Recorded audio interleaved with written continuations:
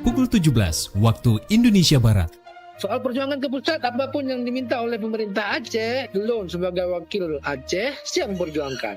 Saatnya kita dengarkan dan kita saksikan Lintas 17. Informasi aktual dari seluruh penjuru Aceh. Kejaksaan Tinggi Aceh menuntut 40 orang bandar narkoba dengan ancaman hukuman mati. Kabupaten Aceh Singkil Provinsi Aceh dengan menyediakan anggaran sebesar 25 miliar rupiah. Inilah Lintas 17 bersama Korwil 17 Banda Aceh.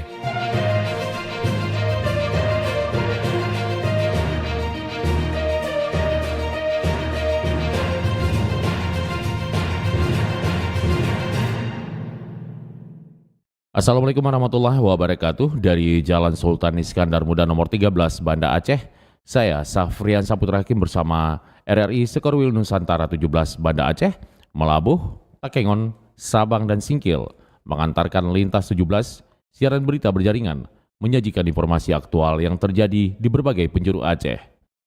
Edisi hari ini Selasa 28 Juli 2026.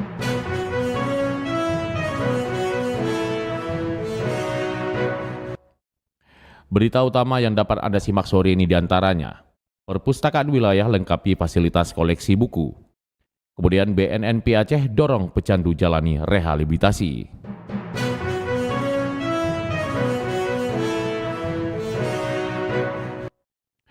Siaran berita berjaringan ini dapat juga Anda akses melalui RRI Digital, serta turut disiarkan Radio Bunda FM Subul Salam, Merdu FM Pidijaya, Radio Sapa FM, Suara Bujang Salim Blok Semawe, Radio Asalam Uin Araniri Darussalam Banda Aceh, Radio Suara Sabang, Radio Mutiara FM PD, Radio Cempala Kuneng Aceh Timur, Radio Suluh Tamiang, serta dirilai RRI Radio Rimba Raya.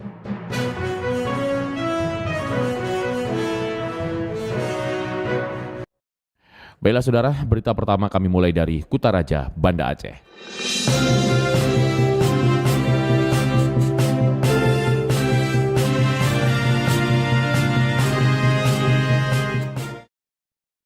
Perpustakaan wilayah atau Puswil Aceh yang semakin lengkap dengan berbagai fasilitas maupun bahan bacaan semakin diminati oleh berbagai kalangan masyarakat.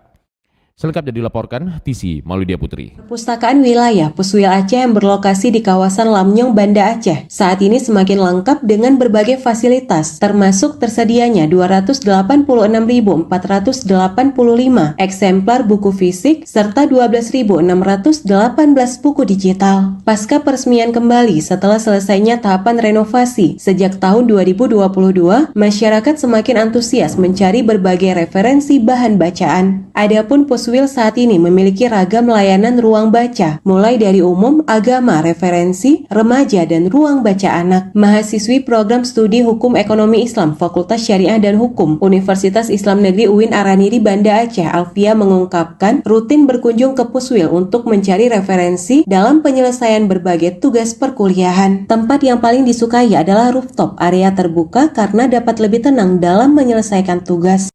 Udah banyak yang berubah Kak. Kalau yang kemarin itu kan bangunannya kan nggak sebagus yang sekarang Kak. Sekarang udah banyak yang disempurnakan lah pokoknya.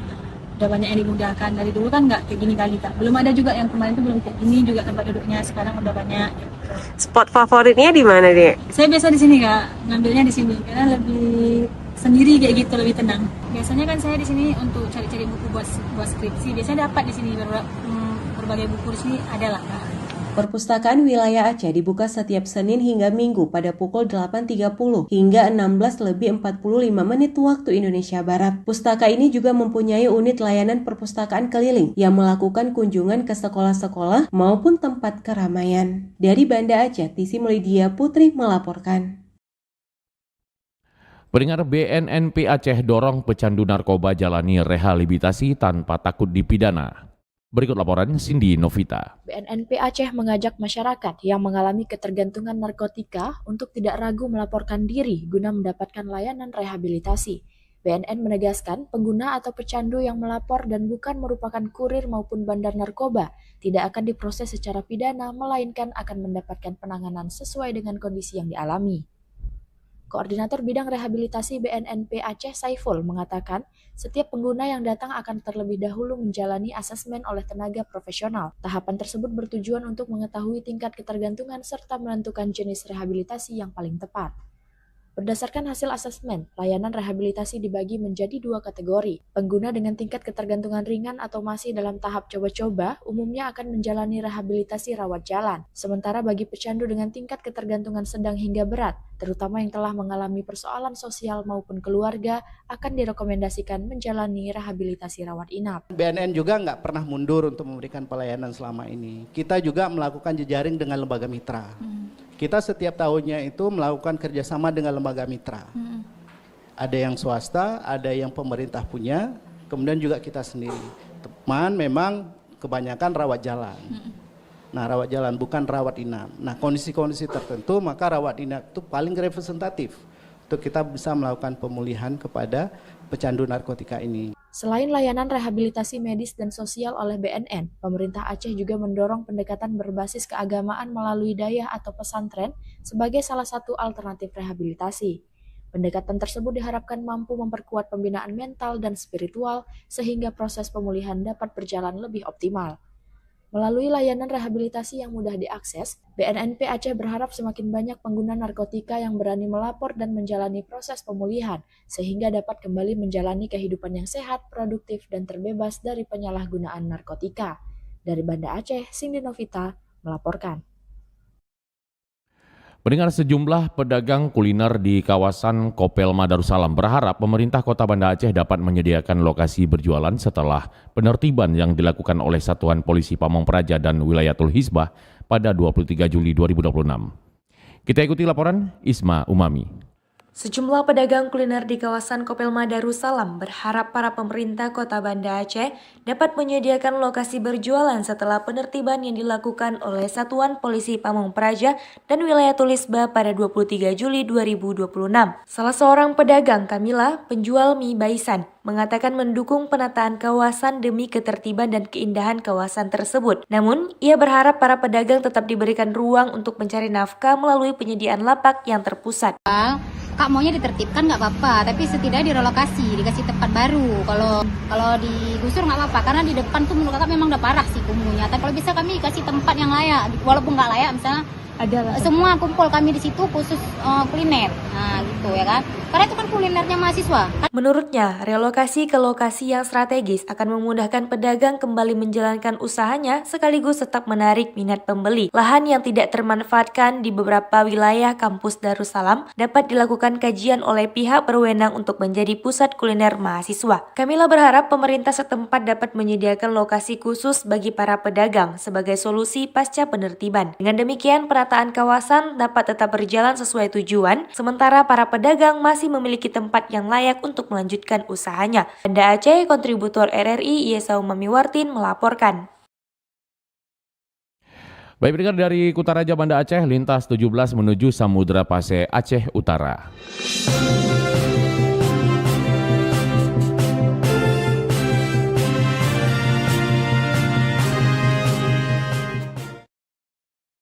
Menghadirkan karakter diri yang tidak koruptif pada setiap orang perlu adanya tauladan atau contoh sebagai panutan. Informasi selengkapnya dilaporkan Albara Maulana. Bagaimana menghilangkan perilaku koruptif dalam hidup ini? Menghadirkan karakter diri yang tidak koruptif pada setiap orang perlu adanya tauladan atau contoh sebagai panutan. Hal tersebut biasanya hadir pada orang-orang yang memiliki sikap disiplin dalam menjalankan kehidupan sehari-hari. Demikian disampaikan oleh salah seorang guru Markas Az-Zakafah Al-Islamiyah Baitur Rahman Loksmame Ustadz Khairun Nasri kepada RRI. Menurutnya, membangun jiwa yang jauh dari sifat korupsi ini butuh panutan mulai dari lingkungan rumah, sekolah, hingga saat bermain pun. Harus ada koridor yang membentengi diri untuk tidak terbiasa dengan perilaku korupsi. Disampaikan Ustadz Khairun Nasri, terkadang kebanyakan orang menganggap biasa atas kesalahan yang telah biasa dilakukan oleh banyak orang, sehingga tidak lagi bisa membedakan mana yang salah dan mana yang benar. Bagaimana menghilangkan perilaku koruptif dalam hidup ini? Kalau kita bicara dunia pendidikan, maka yang paling di depan itu adalah keteladanan. Teladan ini bukan dimulai dari bawah, tapi dari atas. Bukti keteladanan itu adalah satunya kata dan perbuatan. Percuma kita berkoar-koar, tapi kalau kita orang yang berada di puncak kekuasaan atau kita berada di posisi tertentu, justru kita yang menabrak apa yang kita sampaikan. Maka menjadi PR besar bagi kita, bagaimana membudayakan agar tidak terjadi perilaku koruptif. Itu lebih kepada bagaimana dimulai dari top up. Lebih lanjut disampaikan Ustadz Khairun Nasri, guru Markas As-Sakafah Baitur Rahman Loksmawe. Dunia pendidikan memiliki peranan penting untuk menghadirkan kebiasaan yang jauh dari perilaku koruptif kepada anak didik. Mulai dari kedisiplinan waktu, penggunaan fasilitas sekolah, hingga pola kejujuran dalam mengerjakan tugas. Juga menjadi andil untuk menjauhkan diri dari karakter yang korupsi. Demikian Albara Maulana melaporkan.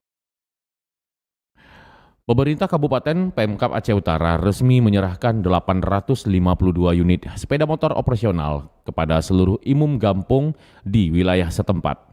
Berikut laporan Saifullah Nurdin. Pemerintah Kabupaten Aceh Utara secara resmi menyerahkan 852 unit sepeda motor operasional kepada seluruh imam kampung atau desa yang tersebar di 27 kecamatan Lam wilayah ini. Kendaraan dinas ini diserahkan langsung oleh Bupati Aceh Utara Haji Ismail Al-Jalil di lapangan upacara kantor Bupati di Landing Lok Sekun Senin 27 Juli 2026. Bupati Aceh Utara Haji Ismail Al-Jalil atau Yahwa mengatakan bahwa pemberian kendaraan operasional ini merupakan bentuk komitmen pemerintah daerah dalam mendukung penguatan bidang keagamaan di tingkat kampung. Menurutnya, imam kampung memiliki peran penting dan tanggung jawab besar dalam memimpin kehidupan beragama di tengah masyarakat, termasuk menghidupkan solat 5 waktu secara berjamaah di setiap desa. Masyarakat yang ada di desa masing-masing di bidang keagamaan, ini adalah tanggung jawab Tunku Imam. Bagaimana cara 5 waktu salat berjamaah setiap desa ini harus ada. Menansi beliau menasah mulai daripada.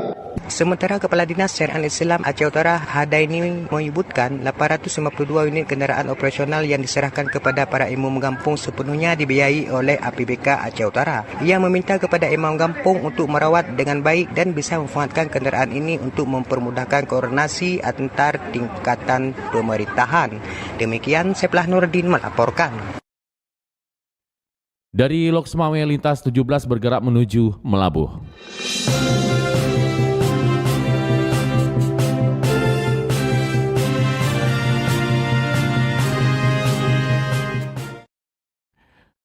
Pemkab Aceh Barat berkomitmen meningkatkan kualitas pendidikan dengan upaya penguatan pendidikan karakter, peningkatan kompetensi SDM tenaga pendidik, serta penyusunan kurikulum berbasis nilai-nilai keagamaan. Berikut laporan Irham Syah dari Melabuh.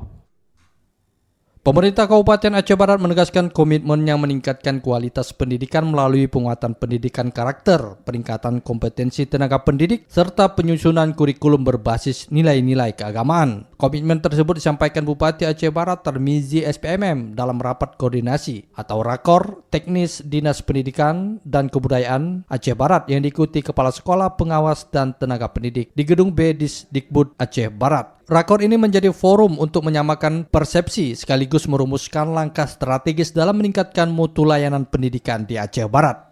Sejumlah isu yang dibahas meliputi peningkatan kualitas pembelajaran, penguatan tata kelola sekolah, evaluasi program pendidikan, hingga strategi menghadapi tantangan dunia pendidikan di era digital. Dinas Pendidikan, MPD, Dinas Daya dengan ulama Aceh Barat, MPU sama Mudab, itu akan duduk merumuskan kurikulum.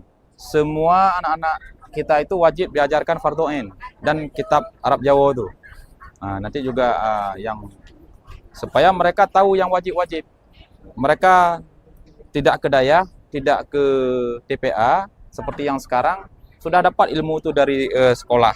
Itu yang pertama. Yang kedua, kita sudah tekankan tadi, komitmen. Mereka diajarkan pembangunan karakter. Jadi adab akhlak mereka. Jadi berubah perilakunya, behaviornya. Sehingga dilihat sama orang tua, oh ini luar biasa. Jadi anak-anak juga bahaya sekarang HP yang paling ngeri. Nah itu menjadi musuh bersama. Tadi udah beberapa strategi kita sampaikan. Tujuannya adalah anak-anak kita itu bukan hanya pinter di sekolah, tapi yang jauh lebih penting adalah adab dan akhlaknya bagus, kebiasaan sehari-harinya. Kemudian dia ada dapat ilmu agama juga di sekolah, karena malas ke TPA dan juga malas ke daya. Nah, ini yang kita rumuskan untuk ke depan. Insya Allah dengan begitu akan maju lagi ya sekolah umum. Sementara itu, Kepala Disdikbud Aceh Barat Irwan MSI mengatakan rakor teknis tersebut merupakan langkah awal menyatukan komitmen seluruh pemangku kepentingan pendidikan dalam mewujudkan perubahan nyata terhadap mutu pendidikan di Aceh Barat. Ya, saya kira tadi sudah disampaikan semua kepada Pak Bupati dan Pak Bupati memberikan apresiasi kepada para kepala sekolah kita. Nah, tentunya harapan Pak Bupati ke depan adalah di tahun 2008 ke depan wajah pendidikan kita akan berubah. Dan tentunya perubahan itu tidak serta-merta dengan niat dan doa saja, tanpa ada aplikasi. Oleh karena itu, komitmen Pak Bupati di tahun anggaran 2027 akan datang, tadi Pak Bupati sudah menegaskan akan berkomitmen untuk meningkatkan dana peningkatan kompetensi, baik guru, kepala sekolah maupun para pengawas kita. Karena itulah awal daripada upaya kita untuk melakukan perubahan dan peningkatan mutu pendidikan di Aceh Barat ini. Ia berharap sinergi antara pemerintah daerah, satuan pendidik, dan seluruh pemangku kepentingan mampu mendorong lahirnya sumber daya manusia Aceh Barat yang unggul, berkarakter, serta memiliki daya saing di masa mendatang. Reporter RRI Mlabo Irhamsyah melaporkan. Anda sedang mendengarkan Lintas 17 dari Korwil 17 Banda Aceh.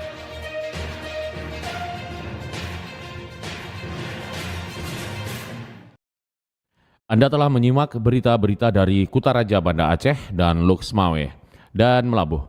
Saatnya kami ajak Anda juga menuju dataran tinggi Tanoh Gayo.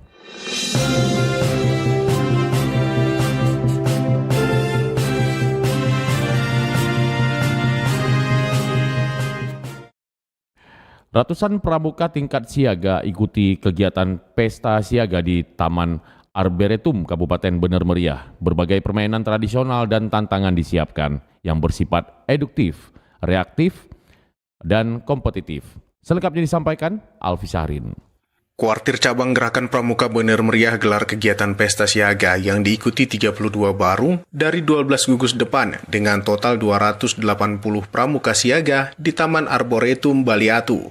Ketua Panitia, Lasma Farida menyebut, pesta siaga dimaksudkan untuk pembinaan pramuka siaga yang bersifat rekreatif, edukatif, dan kompetitif yang dirancang sebagai wahana pertemuan untuk belajar, bermain, dan berkarya dalam suasana gembira.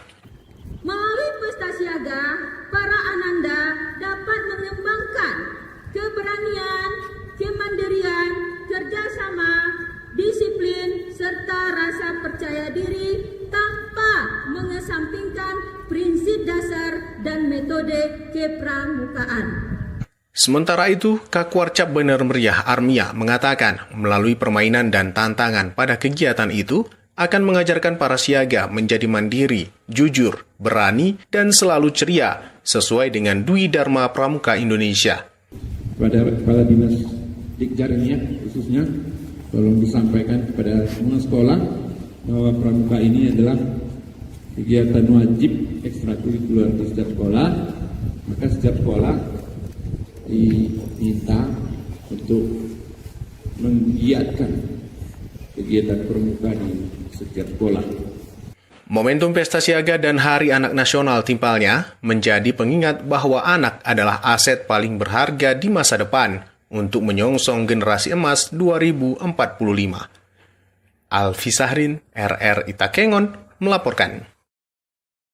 Pendengar, Kodim 0113 Gayo Luwes membangun sebanyak 33 jembatan untuk membuka akses terpencil dan mempercepat pembangunan daerah pasca bencana hidrometeorologi.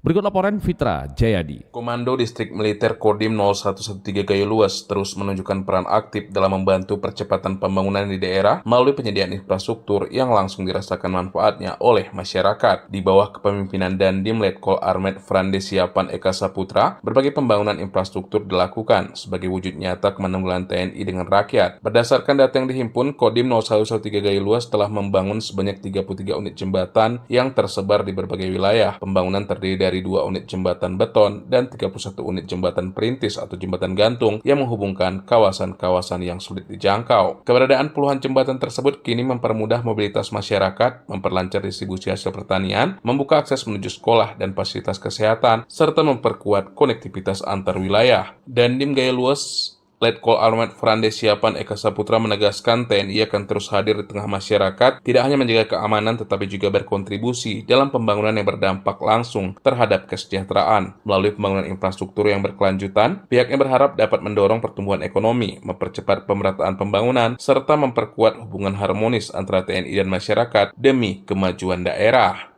Pitra Jayadi, RRI Takengon, melaporkan. Dari Takengon lintas 17 menuju 0 km Pulau W.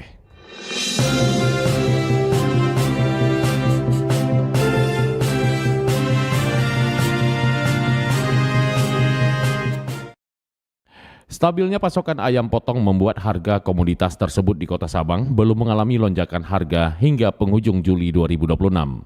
Pedagang menyebut permintaan masyarakat tetap normal, sementara pemerintah harus terus memantau perkembangan harga untuk menjaga kestabilan pasar. Berikut laporan Irzam Maulana. Harga daging ayam potong di Kota Sabang masih bertahan stabil pada akhir Juli 2026. Kondisi tersebut ditopang oleh daya beli masyarakat yang dinilai masih normal serta pasokan ayam dari Banda Aceh yang tetap berjalan meski distribusi sesekali terkendala jadwal penyeberangan. Salah seorang pedagang ayam di Pasar Kota Sabang, Sarjan, mengatakan hingga kini belum terjadi lonjakan harga maupun penurunan permintaan yang signifikan. Yang menjelaskan jumlah penjualan setiap hari bergantung pada permintaan konsumen. Dalam kondisi normal, penjualan berkisar antara 80 hingga 100 ekor ayam per hari.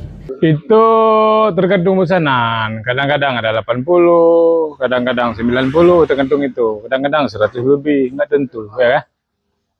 Lebih lanjut, dirinya mengatakan harga ayam juga bervariasi sesuai ukuran. Ayam berukuran kecil dijual sekitar Rp65.000 per ekor, ukuran sedang Rp70.000 hingga Rp75.000, sedangkan ayam berukuran jumbo mencapai Rp80.000 per ekor.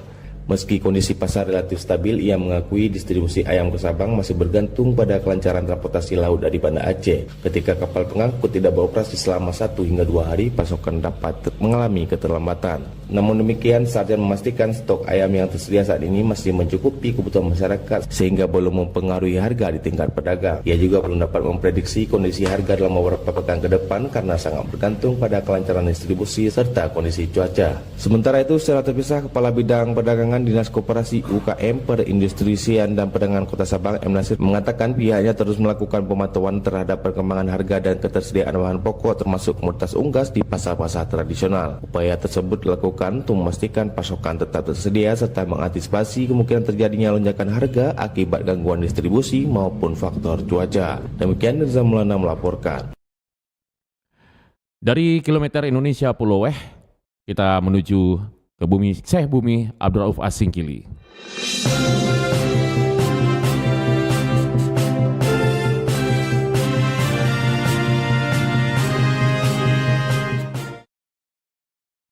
Harga beras melambung tinggi di Aceh Singkil, pendapatan pedagang menurun. Selengkapnya dilaporkan Salihin Barus. Sejak beberapa pekan terakhir, harga beras di Kabupaten Aceh Singkil dilaporkan terus mengalami kenaikan. Sementara pendapatan para pedagang di sana malah menurun. Pasalnya, dampak dari kenaikan harga beras tersebut, selain permintaan warga semakin menurun, masyarakat di Kabupaten Aceh Singkil dilaporkan memilih beralih mengkonsumsi beras premium ke beras jenis medium. Hal tersebut juga diakui salah seorang pedagang beras di Kabupaten Aceh Singkil, Gajah Manik, kepada RRI 27 Juli 2026. Dikatakannya akibat dari kenaikan harga beras ini, pendapatan pihaknya khususnya dari penjualan beras mengalami penurunan. Ia menjelaskan kenaikan harga beras mengalami sebesar Rp5.000 sampai dengan Rp7.000 per sak untuk beras premium, jenis beras lokal premium merek 88 MB, dan beras cap ayam ukuran 15 kg. Ya, untuk pada saat ini di Kabupaten Aceh Singkil harga beras memang lumayan naik sekitar sudah 2 minggu ini. Ya, akibat perekonomian di masyarakat Aceh Singkil ini, ya penjualan kita pun ya drastis menurun. Jadi upaya kita, harapan dari masyarakat supaya masyarakat pada umumnya sudah agak beralih ke beras bulog SPHP di Kabupaten Aceh Singkil ini. Sementara untuk penjualan sendiri, terang Gajah Manik khusus di toko milik pribadinya di Kecamatan Singkil Utara Aceh Singkil, Sejak kenaikan harga beras tersebut tercatat hanya ada transaksi jual beli beras 2 sampai dengan 3 sak per hari. Dari sebelumnya 8 sampai dengan 10 sak setiap hari. Di tempat terpisah, sebelumnya Kepala Cabang Bulog Blang Pidi, Aceh melalui asisten manajer pemasaran Teguh Dwi mengungkapkan naiknya harga beras pada beberapa wilayah di Aceh. Salah satunya untuk Kabupaten Aceh Singkil disebabkan karena faktor naiknya harga plastik. Sedangkan untuk harga gabah sendiri atau pengaruh harga bahan bakar minyak atau BBM, ditegaskan Teguh, tidak ada berkaitan dengan naiknya harga beras itu sendiri. Bang, udah pasti Bang, kalau salah satunya itu memang kenaikan plastik tuh Bang. Oke, kalau BBM ada nggak pengaruhnya Bang? Kelangkaan BBM?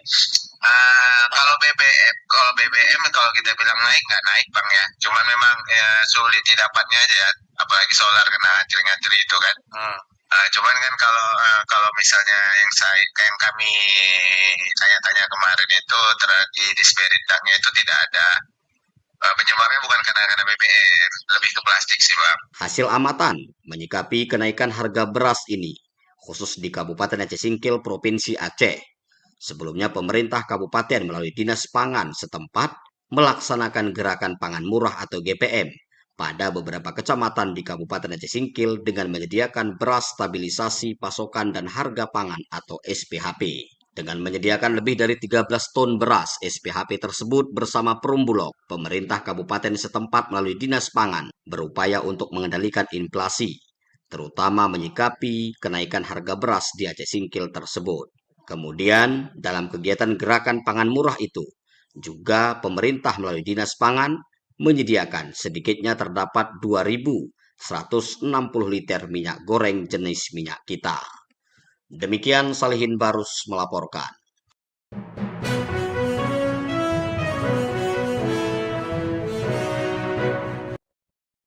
Saudara, dengan berakhirnya laporan tadi, berakhir sudah Lintas 17 sore ini. Berita utama dari RRI sewilayah batas Selasar Korwil 17, Banda Aceh. Atas perhatian Anda kami ucapkan terima kasih. Wassalamualaikum warahmatullahi wabarakatuh. Sekali di udara, tetap di udara. Demikian Lintas 17 sore ini. Produksi Korwil 17, Banda Aceh.